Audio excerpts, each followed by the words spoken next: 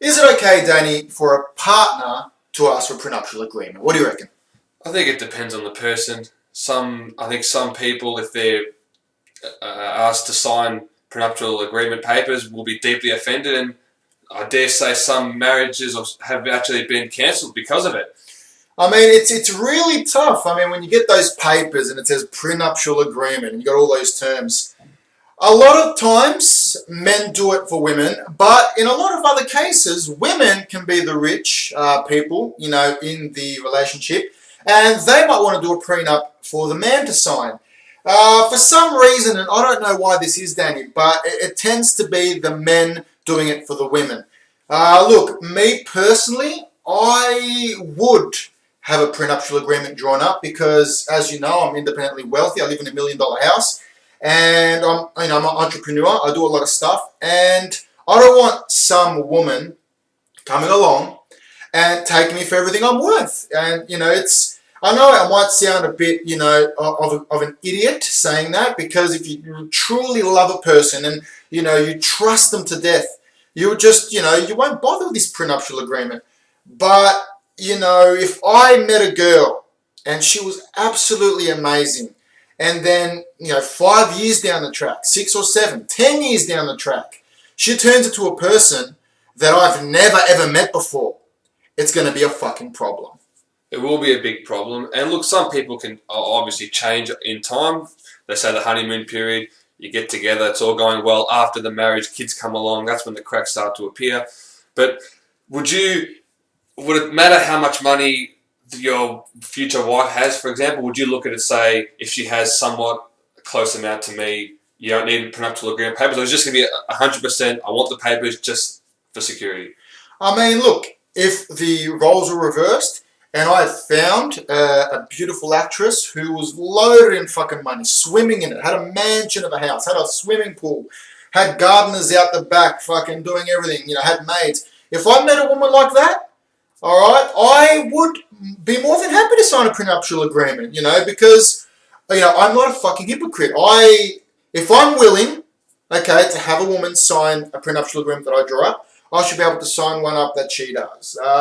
So that's pretty much the way I see it, man. I don't see anything wrong with it. I know that others might have a problem with it. Like I know some people that, get a little bit, upset when they're, presented with papers like that. It's just one of those things, man. It's like you were telling me just the other night. It's going to be the norm, I reckon, in the next 10, 15 years. It'll almost be like your ticket, off a box, Have you got your prenuptials in order? Now, nobody cares as much, but I reckon in the next 10, 15 years, it's going to be pretty standard. So why do you think, I guess it's an obvious question, that people do get so offended? Is it clearly saying that I have a little bit of doubt? Because there is a bit of doubt. Well, you possibly. need the papers. Possibly. But I guess you're always going to have some doubt. But I mean, I always thought, because when I did meet my dream girl, as corny as that sounds, you fall in love, you get married, that I wouldn't need to ask that, because I have, 100% trust. I know that she's with me for who I am, not for my money. Not that I have a lot of money, but if I ever did, hypothetically, that she's not with me for my house or my money, because she loves who I am.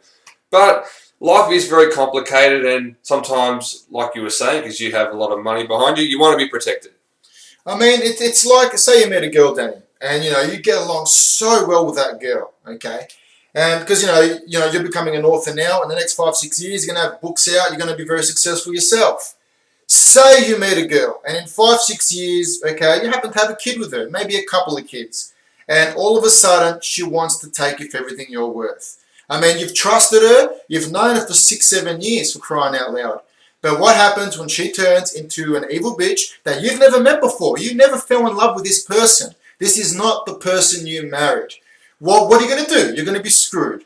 Yeah, well, firstly, I doubt that I'll be very successful, but just say hypothetically, by some miraculous chance I am, look, it would be disappointing. And I guess then you have people that kind of, and you can tell, even if they don't say it to your face, they'll be looking at you going, oh, that guy's foolish. He got taken to the cleaners. He didn't see it coming. But I think you can, this is just generalising, but you should be able to somewhat tell if she's looking at your money. Depends. If she got together with you before she knew that you had any money, then you can trust her more, I guess. But if you've just met her and you're telling her that you own 3 properties and you drive a nice Mercedes, then maybe you shouldn't be surprised if she is after your money. It really is hard to find a genuine person, Daniel, that will actually go for you. I've had a lot of girls message me on Facebook. I always get messages, man. My notifications always go off. And they want to know more about me. They want to know what I do, Why on earth do I have 30,000+ people on my Facebook page? I do this as a hobby. I do it because I love it. If I ever went up to the States and really made a name for myself there, okay, then that's a different story. That's what I plan on doing, relocating to Orlando. But, right now, if I met someone, okay, I'm not as successful as I want to be right now. But if I met someone, okay, and they were always asking things, always asking, what I'm doing with this project, what I'm doing with that, maybe she has a secret agenda.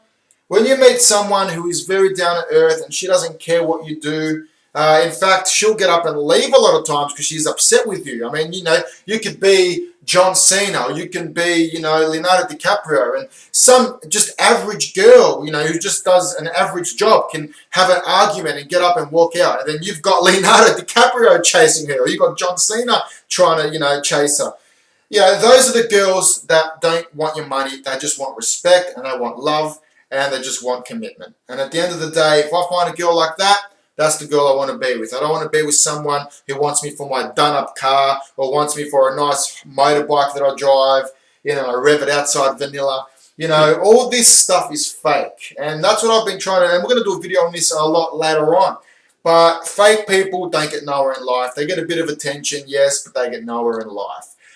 People that are successful, people that really go out of their way, they've got a passion, and they just have that drive, that's what women go for. Now, whether you find one that'll take you for your money or whether you find one that's genuine, it can be pretty hard.